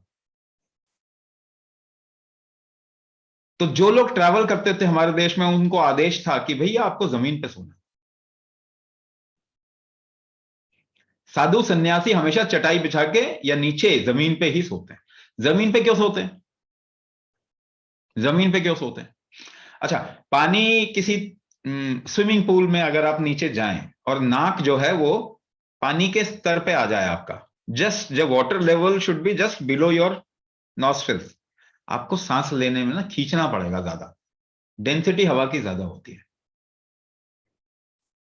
तो जब आप खींचते हैं किसी चीज को, क्योंकि डेंसिटी ज्यादा होती है, आपका मेटाबॉलिज्म जल्दी नहीं बिगड़ता। तो जो लोग ट्रैवल करते थे, एक तो उनको स्केलेटल कंफर्ट चाहिए, तो उनको जमीन पे हार्ड चीज पे सोने का आदेश होता था। दूसरा, जमीन के जितना नजदीक हो उतना नजदीक सोने का आदेश होता था, ताकि उनका मेटाबॉलिज्म, क्योंकि आज यहां है कल अलग है जोन में है, क्या मिल रहा है भोजन वो भी पता नहीं। कोई जो भोजन खिला दिया, कभी मिला कभी नहीं मिला। तो साधु सन्यासी को सपोर्ट के लिए कहते थे जमीन के नीचे सो, जमीन के क्लोजर सो, ताकि तुम्हारा मेटाबॉलिज्म जल्दी बिगड़े नहीं, क्योंकि उनके लाइफस्टाइल जो है उसमें बिगड़ने के चांसेस ज्यादा होते हैं। क्या आपको मालूम है जब आप सीधा खड़े होते हैं तो आप इनहेल ज्यादा करते हैं, लेकिन एक्सेलेशन पे कंट्रोल आपका चला जाएगा अगर ज्यादा खड़े होंगे तो आप खड़े होके किचन में जो भोजन बना रहे हैं या फिर शादियों में विवाह में जो खड़े होके खा रहे हैं या खड़े होके काम कर रहे हैं ऑफिस में जाके, तो कोई भी काम खड़े होके कर रहे हैं, तो वहां पे आप अपना एक्सेलेशन पे कंट्रोल कम कर रहे हैं। एक्सेलेशन पे कंट्रोल अगर कम होगा तो आपका ब्लड प्रेशर कांस्टेंट एक तरीके का नहीं रहेगा, फ्लक्चुएट करेगा। तो लोगों का ब्लड प्रेशर डिजीज बहुत बढ़ गया है कि नहीं बढ़ गया है? आप कोरिलेट कीजिए, आप कर क्या रहे हैं। ये और भी चीजें हैं जो मैं आपको बता रहा हूं, ये लाइफस्टाइल की चीज है। पहले मैंने आपको साइंस बता दिया इसका, ठीक है ना, कि कैसे आप इस ट्रिगर मैकेनिज्म को बिगाड़ रहे हैं और डिजीज क्रिएट कर रहे हैं। अब मैं आपको लाइफस्टाइल के बारे में थोड़ा बता दूं। तो दर्द आपके शरीर में सफाई कम होगी अगर आप खड़े रहेंगे ज्यादा। तो दूसरी बात शरीर को सीधा रखना ये जरूरी है, मगर जब ट्रिगर बाहर का शरीर को सीधा रखने का है तो आप उस समय पे लेटे ना, यानी ऑपोजिट चीजें ना करें, विरुद्ध ना करें काम। फीमेल में जब मेंस्ट्रुअल साइकिल होता है तो फ्लो नीचे की तरफ में होता है। उनको ये नीचे की तरफ में फ्लो ज्यादा तब होता है जब आपकी रीढ़ की हड्डी हड्डी सीधी होती है। तो उनको निषेध होता है कि पीरियड के टाइम पे वो दिन में लेटना नहीं है, सोना नहीं है, क्योंकि वो फ्लो जो है वो सही नहीं रहेगा फिर। तो दिन में जब सूरज निकला हो उस समय फ्लो नीचे की तरफ में होता है, इसीलिए आप सांस ज्यादा खींचते हैं,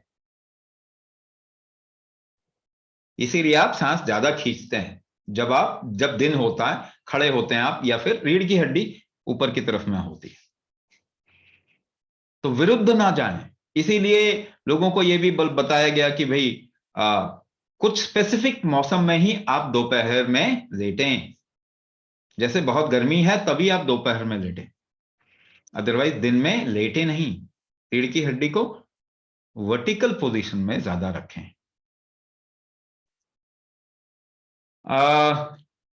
जब आप रीढ़ की हड्डी को हॉरिजॉन्टल या इन्वर्टेड पोजीशन में रखते हैं, यानी कि पांव ऊपर सिर नीचे, तो आपके शरीर में टॉक्सिन्स का निकास ज्यादा होता है, आपके एक्सहेलेशन को बहुत सपोर्ट मिलता है। इनहेलेशन कम हो जाता है, एक्सहेलेशन को बहुत सपोर्ट मिलता है। तो कभी कभी ये जरूर करना चाहिए। अगर शरीर को शुद्ध, खास करके बीमार लोग, थोड़ा पाँव ऊपर और सिर नीचे, स्लांट हाइट में, है ना, पाँव को थोड़ा दीवार पे रख दिया, बेड पे रख दिया, या उसके नीचे कुशन रख दिए 2-3, कमर के नीचे 2-3 कुशन रख दिए, सिर नीचे कर लिया। इसका टाइम पीरियड है 24 मिनट। 24 मिनट, या आप एक राउंड ऑफ कर लीजिए, आधा घंटा कम से कम आपको इस स्थिति में रहेंगे तो ये काम करेगा। तो आपके शरीर के दर्द, कमर का दर्द जिनको ज्यादा है, घुटने का दर्द ज्यादा है, थोड़ा स्लांट लेटे हफ्ते में 2-3 बार कम से कम, आप देखेंगे वो दर्द के फैक्टर्स कम हो गए। ठीक है, अलाइनमेंट करें, पहली चीज बताई अलाइनमेंट करें। दूसरी चीज बताई स्लांट, थोड़ा सिर नीचे चला जाए, पांव पर चला जाए। हाँ, भोजन का ध्यान उसका, मैंने एक ही चीज बता दिया, पहले भी आपको भोजन के बारे में बताया ही गया है। मौसम का भोजन, फ्रेश भोजन, जब भूख लगे तभी खाएं, कोई टाइम ना देखें, शरीर में भूख आने दें। और शरीर में भूख नहीं लग रही तो भूख क्रिएट करने के सारे कार्यक्रम करें, है ना। तो अकबर को एक बारी शौक चढ़ा कि भाई मैं दुनिया भर के सारे रेसिपीज, पकवान खाऊंगा, मगर उसको किसी में टेस्ट ही ना आए। तो बीरबल को उसने बोला कि भैया मुझे कुछ खिलाओ जिसमें मुझे टेस्ट आए। तो बीरबल सकते में पड़ गया, मतलब सोचने लग गया कि दुनिया में ऐसी कोई चीज नहीं है जो उसने नहीं खाया, मैं क्या बनाऊं नया, मैं तो जानता भी नहीं ये बात। तो घर में गया तो सोच में पड़ गया। तो उसकी बेटी कह रही थी कि भाई बाबूजी ये क्या क्या सोच रहे, ऐसे सोच में क्यों पड़ गए। कहता वो कह रहा है कि कुछ खिलाओ जिसके टेस्ट है। ये क्या चीज है मैं क्या खिलाऊं उसको कि टेस्ट है। तो उसने ऐसे ही झल्ला के कहा कि अरे उसको क्या टेस्ट आना, तो भूख ही नहीं लग रही तो फिर क्या, किस में टेस्ट आए। इससे दिमाग की बत्ती जल गई बीरबल की। गया दूसरे दिन, कहता है कि महाराज कल आपको टेस्ट दिलाऊंगा, मगर क्या सुबह सुबह 4 बजे उठना पड़ेगा और चलेंगे कहीं। उसने कहा ऐसा क्यों करवा रहा है, सुबह 4 बजे उठ के क्या करेंगे, छोड़ना, यही ले आ। कहता नहीं नहीं नहीं, तो टेस्ट नहीं आएगा। कहता चलो ठीक है। तो घोड़े में दोनों निकले काफी दूर, एक बहुत दूर नदी थी। तो 3 कोस पहले, नदी के पहले ही उसने घोड़े बांध दिए बीरबल ने, और कहा महाराज पैदल ही चलेंगे। 3 कोस चलाया, नदी में नहलाया, दिन निकल आया इतने में, और बेचारे को भूख लग गई। और वो भी बहुत तेज। कहता कुछ खिलाओ भाई, मेरे भूख नहीं सहन हो रही। तो गुड़ बन रहा था, गन्ने के रस से गुड़ निकल रहा था, ताजा ताजा गुड़ उठा के ले आया वो, खिला दिया इसको। कहता इतनी अच्छी चीज तो मैंने आज तक नहीं खाई, ये क्या खिला दिया तुमने? कहता महाराज ये कुछ खाया तो आपने इसे बहुत बार होगा, मगर अलग अलग तरीके से खाया होगा, ये तो गुड़ है। कहता लेकिन इतना अच्छा क्यों लग रहा है? कहता कुछ नहीं महाराज, भूख आपको तेज लगी हुई। तो स्वाद जो है ना वो भोजन में नहीं होता, स्वाद आपके भूख में होता है। तो अगर स्वाद नहीं आ रहा, भूख नहीं लग रही, तो भूख लगाओ ना, भूख लगाइए, थोड़ा काम कीजिए। इसलिए कहा धर्म, इन्वॉल्व कीजिए अपने आप को सभी चीजों के साथ में, जिम्मेदारी लें, है ना। तो भोजन के बारे में ये सबसे मूलभूत नियम।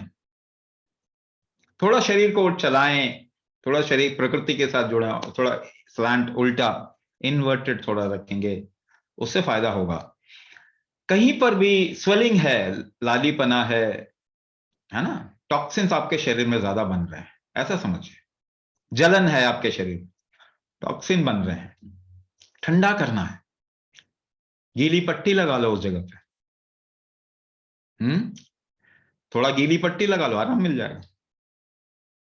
सबसे अच्छा तरीका क्या? पेट साफ कर लो। सबसे अच्छा तरीका क्या? पेट साफ कर लो, कॉन्स्टिपेशन नहीं होना चाहिए। यूज एनी सपोर्ट, है ना, use any support to clear your abdomen और क्लियर योर कोलॉन। कोलॉन आपका क्लियर होना चाहिए।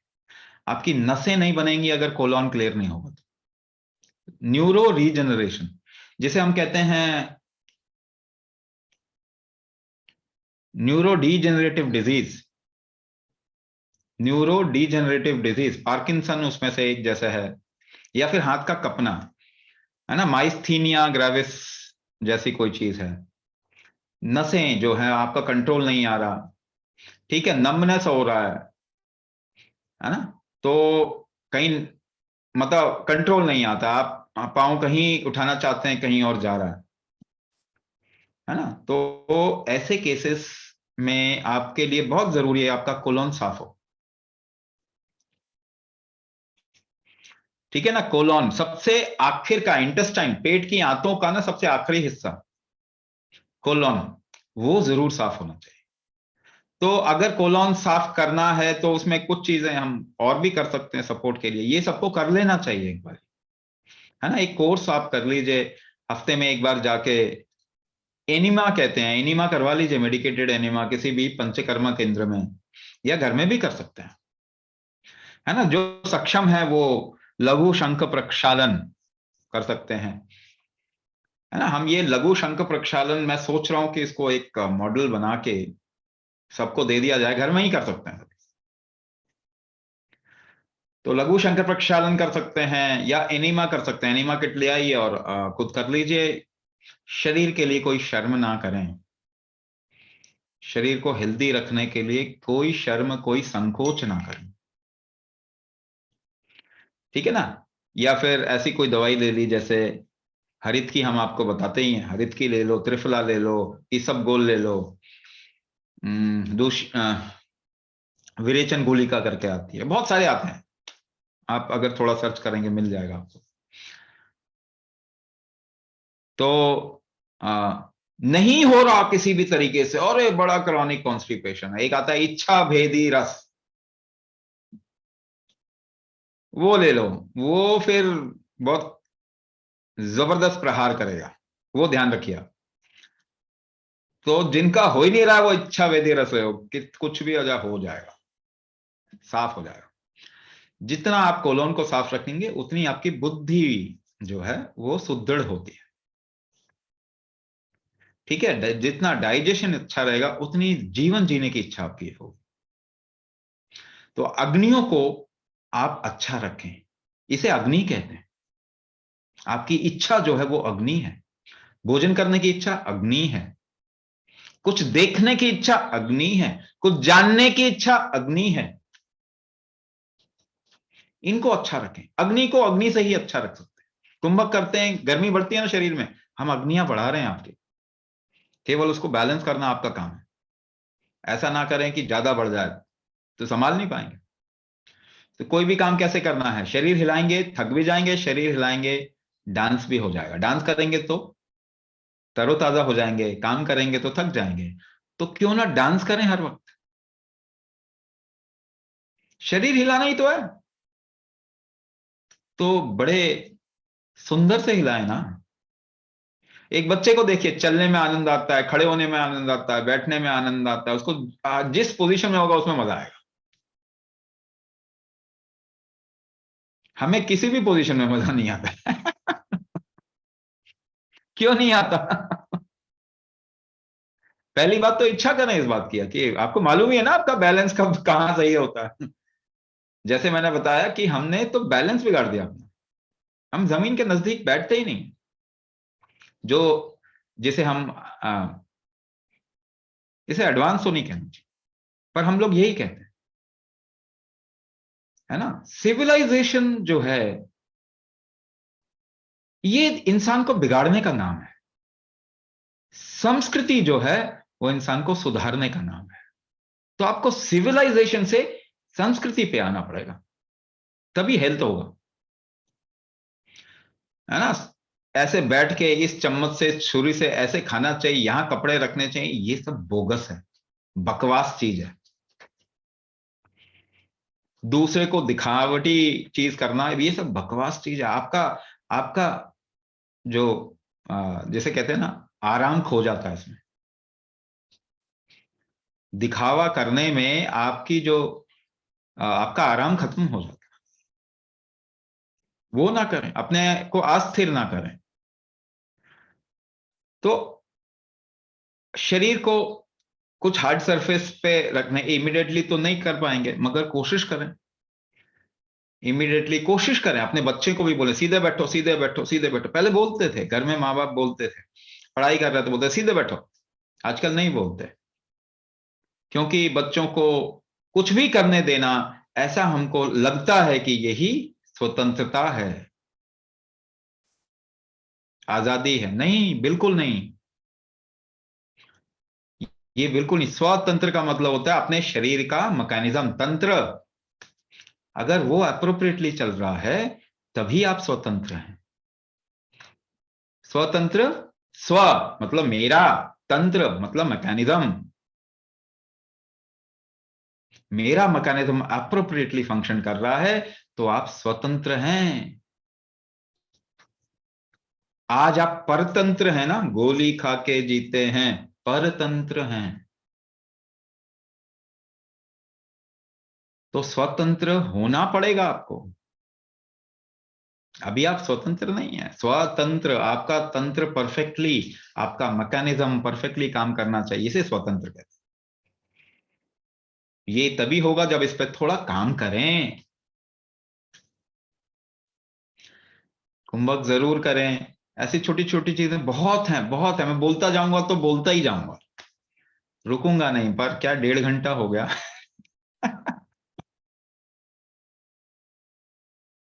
हाँ, अब देखिए आपको कितनी तकलीफ है, फिर भी बैठे हुए हैं। क्या कमाल के लोग हैं आप, बहुत समझदार लोग हैं आप।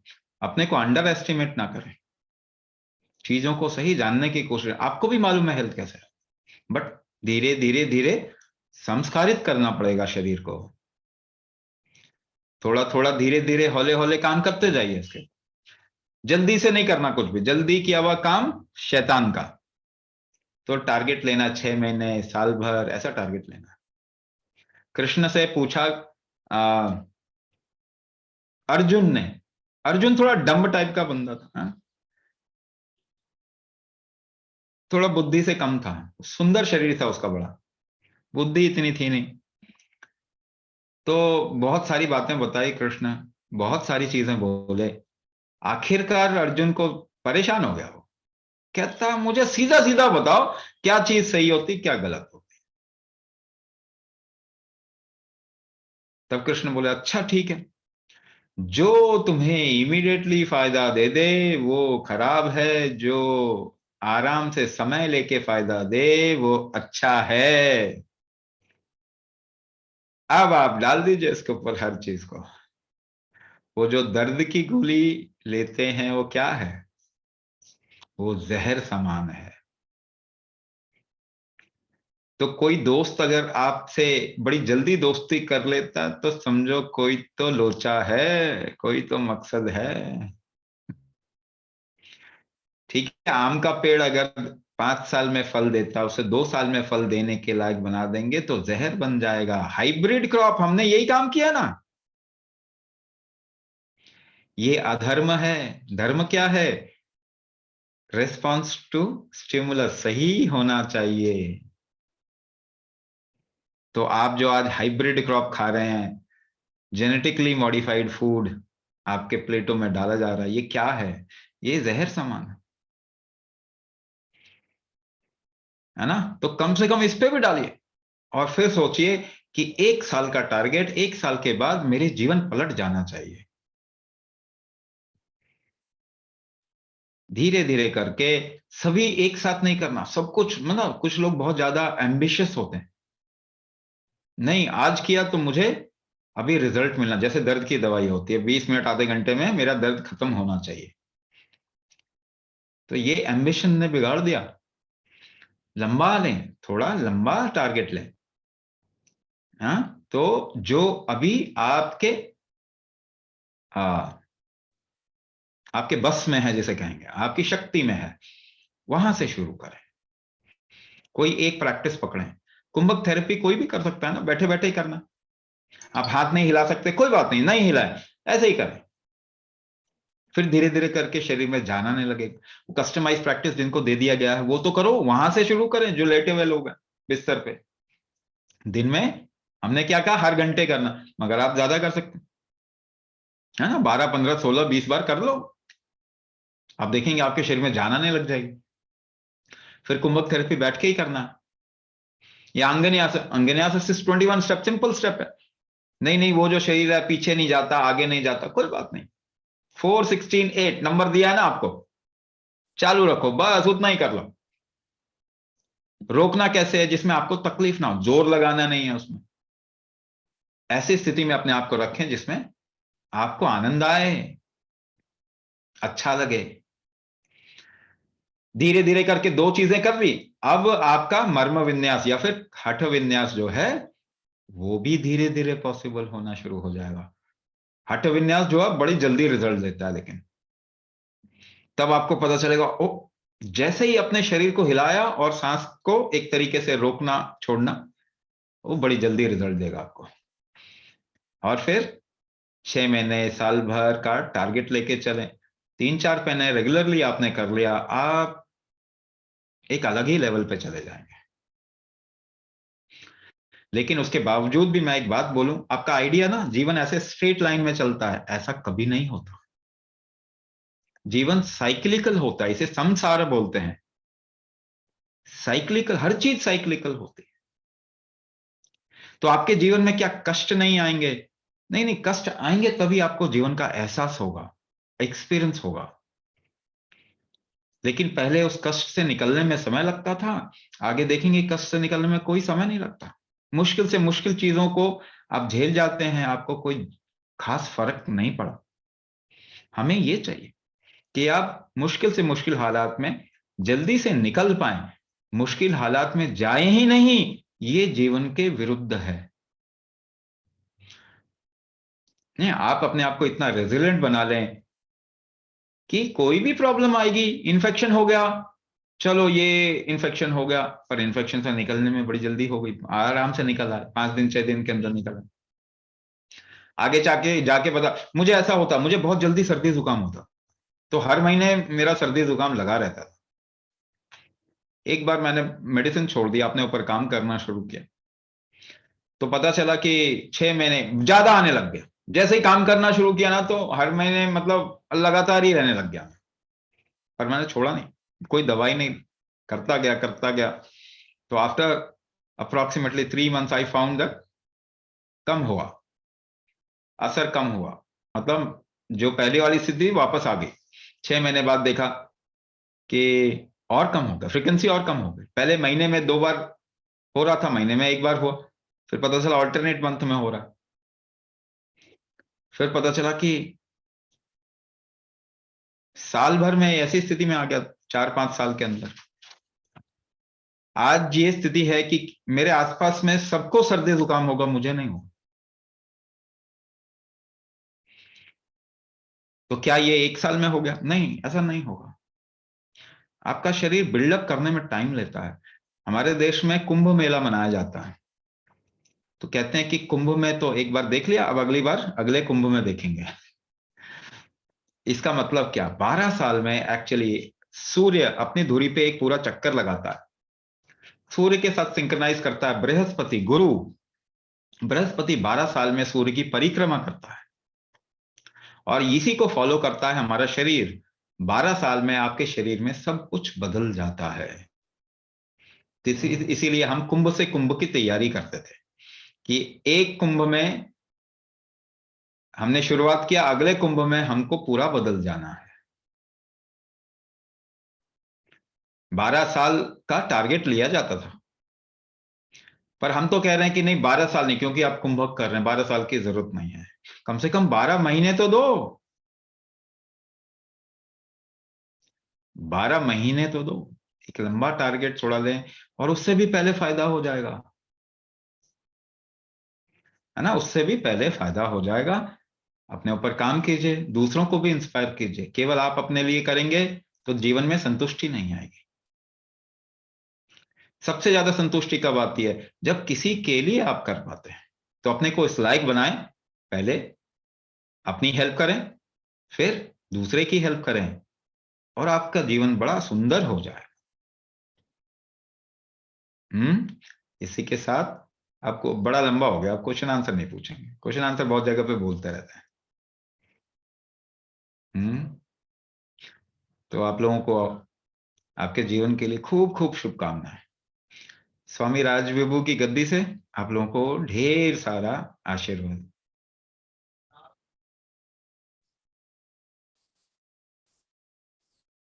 Thank you, Swamiji. Thank you, everyone.